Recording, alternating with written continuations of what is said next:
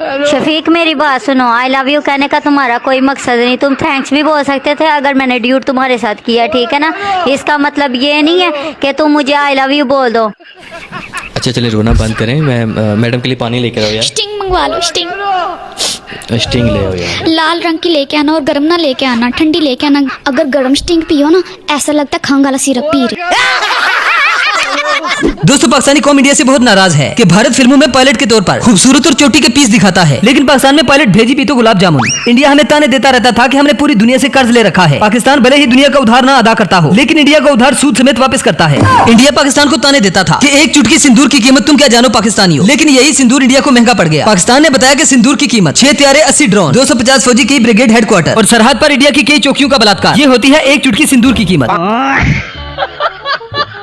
दुनिया में कहीं भी धमाका हो तो लोग मीलों दूर भाग जाते हैं, लेकिन पाकिस्तान में जब धमाका होता है तो 300-400 बंदे जमा होकर उसका मुआयना करते हैं। 1965 से यही नोट किया जा रहा है कि इंडिया जब भी मांगता है लाहौर ही मांगता है। यानी जो इतने भैन भी आईजे सब ने इंडिया के खिलाफ सख्त से सख्त जुबान इस्तेमाल की, सिवाय पटवारियों के खोते लीडर नवाज शरीफ के। पटवारियों का कहना था कि मियां साहब बहुत बीमार हैं, ना हिल पा रहे हैं ना ही बोल पा रहे हैं, बस इशारों से मोदी को दिल में गालियां दे रहे हैं। जरा अंदाजा लगाएं कि इंडिया के 24 सूबे और पाकिस्तान के सिर्फ 4 सूबे, मतलब ये कि 1 अरब 26 करोड़ का मुकाबला 25 करोड़ से। आज हमें पाकिस्तानी होने पर फख्र हो रहा है। और पाकिस्तानी महिला सिर्फ मीम बना सकती है। अरे नहीं भैया, तुम्हारी जो दीदी पटाख करके राफेल से गिरी है ना, उनके लिए बढ़िया सी चाय बनाएंगे। और यही बात जंग लड़ने के लिए तो हमें मर्द लोग बहुत काफी है, हम लोग को जरूरत नहीं है। कहा भैया मिशन सिंदूर स्टार्ट किए तो कोनो मर्द वरद नहीं है क्या? सारी महिला ही भेजोगे? हाँ, कोनो मर्द लोगों को भेजो, मर्द लोगों का मुकाबला हो, कहा महिला उठा के भेज रहे हो? हाँ बस। कहते हैं कि मुर्गों की लड़ाई में जब चौधरी का मुर्गा मार खाने लगता है तो चौधरी साहब लड़ाई को रुकवा देते हैं। ऐसे ही हाल कुछ इंडिया के साथ भी हुआ। जैसे इंडिया को मार पड़ने लगी तो इंडिया का बाप ट्रम्प बोल पड़ा, कहा कि इंडिया एक मस्कीन मुल्क है और मस्कीनों को मारना अच्छी बात नहीं, थोड़ा तरस खाओ। हाँ भाई, तुसी तो नाश्ता करन लाहौर आना सी, तुसी ते आए को नहीं, तो लाहौर वाले ਤੁਹਾਨੂੰ नाश्ता देने घर आ गए ਤੁਹਾਡੇ। पढ़िया नहीं जी है जवान आए साला ठोक के ना किले विच मलाला दे।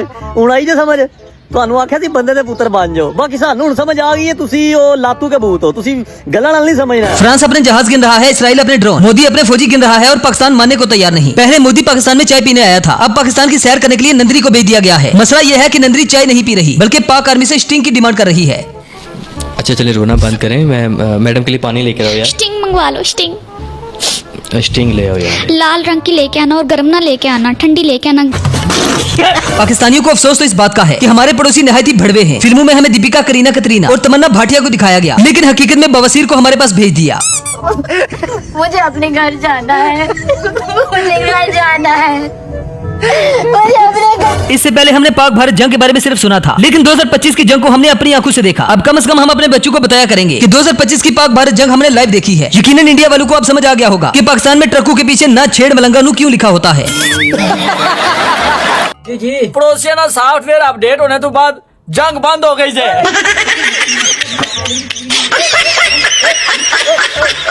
जनरल आसिम मुनीर ने इंडिया को बहुत समझाया कि ऑपरेशन सिंदूर करने से पहले सोच ले, लेकिन जब मोदी न माना तो फिर ऑपरेशन सुहागरात का आगाज किया गया। इंडिया को बताया गया कि सुहागरात के लिए तैयार रहना। फिर पाक फौज ने इंडिया के साथ ऐसी सुहागरात मनाई कि एक ही रात में मोदी को पेट से कर दिया।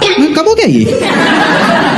कब हुआ कब? इंडिया के चैनल्स ने तो हर तरफ तबाही फेर दी थी। हो चुका है युद्ध शुरू पाकिस्तान में, ध्वस्त हो चुका है पूरा पाकिस्तान, पूरे पाकिस्तान में लग चुके हैं लाशों के ढेर। इंडियन मीडिया के मुताबिक अब हम कब्रू में हैं और कब्रू में लेटकर मोदी की माँ बहन कर रहे हैं।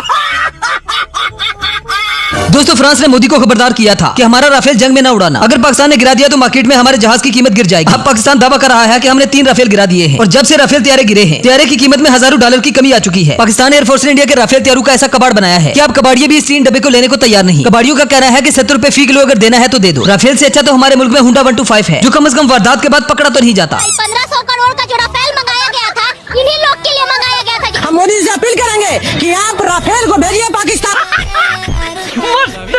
लेलन बेच लो, सुखियां रोटियां बेच लो, पिस्तल सिल्वर टीन डब्बा बेच लो, रद्दी किताबां बेच लो, अड्डे वालियां जुतियां जॉगर बूट बेच लो, पानी वाले पैप। जिस तरह से पाकिस्तानी एयरफोर्स ने राफेल तैयारे गिराई, अगर ऐसे ही एक और राफेल गिर गया तो यकीन जाने कि पाकिस्तान के साथ साथ फ्रांस भी इंडिया पर हमला कर देगा। और तेरे को बिना वजह पीटा उसने? कोई वजह नहीं थी भाव, उसने तो आपके माँ बाबूजी को भी 4-5 गालियां दी और मुझे भी 4-5 ठोक दी। उल्टा लगा के देता हूँ लोगों को। अरे उसी वक्त आपका ख्याल आ गया, इसलिए हाथ रुक गया। तो चलिए आज के इस एपिसोड में एक बार फिर से हम इंडिया और पाकिस्तान की जंग के दौरान पाकिस्तानियों के कुछ ऐसे फनी रिएक्शन आपके लिए लाए हैं जिन्हें देखकर आपको मजा आएगा और बहुत मजा आएगा। आओ माँ कसम, आ गए मैं आप लोगों को बताना चाहता हूँ, इधर कोई ड्रोन गिरा है और वो कह रहे हैं कोई लड़का 125 पे उठा के भागा है। तो अभी तक की ताज़ा तरीन इत्तलात आपको दे रहे हैं Lahore DH H block phase 6 से कि कोई लड़का मोटरसाइकिल पे उठा के भागे है। पीछे वाला लड़का पकड़ा गया है, आगे वाला टैंकी पे रख के निकल गया।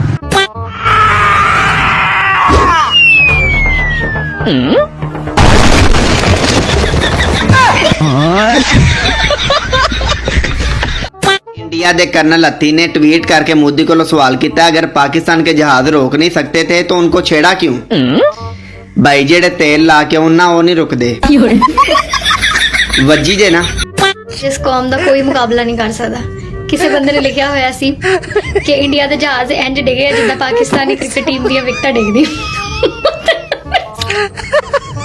इंडिया हर खबर च कह रहा पाकिस्तान ने साडे ते हमला करता है। पाकिस्तानी हर न्यूज़ च कह रहे हैं कि असं इंडिया ते हमला नहीं किया। तीसरा केड़ा इंडिया दी लै रहा है? भाई तुहानू कोई होर तेल ला रहा है। ਇੰਡੀਅਨ ਆਵਾਮ ਇਸ ਕਰਕੇ ਗੁੱਸੇ ਦੇ ਵਿੱਚ ਆ ਕਿ ਪਾਕਿਸਤਾਨ ਨੇ ਸਾਡੇ ਤਿਆਰੇ, ਸਾਡੀਆਂ 에ਅਰਬੇਸਾਂ, ਸਾਡੇ ਆਇਲ ਡਿਪੂ, ਸਾਡੇ ਟੈਂਕ ਤਬਾਹ ਕਰਤੇ ਤੇ ਸਾਡੇ ਫੌਜੀਆਂ ਨੂੰ ਕੁੱਤਿਆਂ ਵਾਂਗੂ ਮਾਰੇ। ਤੇ ਪਾਕਿਸਤਾਨੀ ਆਵਾਮ ਸਿਰਫ ਇਸ ਕਰਕੇ ਗੁੱਸੇ ਦੇ ਵਿੱਚ ਆ ਕਿ ਇੰਡੀਅਨ ਡਰੋਨ ਸਾਡੇ ਸ਼ਹਿਰ ਕਿਉਂ ਨਹੀਂ ਆਇਆ। ਤੇ ਜਿੰਨਾ ਸ਼ਹਿਰਾਂ ਦੇ ਵਿੱਚ ਉਹ ਡਰੋਨ ਆਏ ਆ ਉੱਥੇ ਪਹਿਲੇ ਤੋਂ ਥੱਲੇ ਸੁੱਟ ਲਏ, ਮੁੜ ਕੇ ਫੌਜ ਦੇ ਪਹੁੰਚੋ ਤੋਂ ਪਹਿਲੇ, ਇੰਤਜ਼ਾਮੀਆ ਦੇ ਪਹੁੰਚੋ ਤੋਂ ਪਹਿਲੇ ਇਲੈਕਟ੍ਰੀਸ਼ੀਅਨ ਪਹਿਲੇ ਉੱਥੇ ਪਹੁੰਚ ਜਾਂਦਾ ਸੀ। ਤੇ ਜਿੰਨੀ ਦੇਰ ਨੂੰ ਫੌਜ ਪਹੁੰਚਦੀ ਸੀ ਉੱਥੇ ਸਿਰਫ ਧੂਆਂ ਹੀ ਲੱਭਾ ਵਾ, ਬਾਕੀ ਹਰ ਸ਼ਹਿਰ ਕਬਾੜੀਏ ਲੈ ਗਏ ਆ। मोदी तेरी मैं कीती भैन मोदी तू गलत जगह पंगा लाया बैठा। अच्छा मोदी फ्रांस ਨੂੰ ਕਹਿ ਰਿਹਾ ਕਿ ਅਸੀਂ ਜਦੋਂ ਡੱਬਾ ਖੋਲਿਆ ਸੀ ਜਹਾਜ਼ ਟੁੱਟਾ ਨਿਕਲਿਆ ਸੀ। ਲੀਡਰ ਹੋਵੇ ਤੇ ਯਕੀਨ ਕਰੋ ਮੋਦੀ ਜੈਸਾ, ਬਦਲਾ ਲੈਣਾ ਮੋਦੀ ਜਾਣਦਾ, ਯਕੀਨ ਕਰੋ।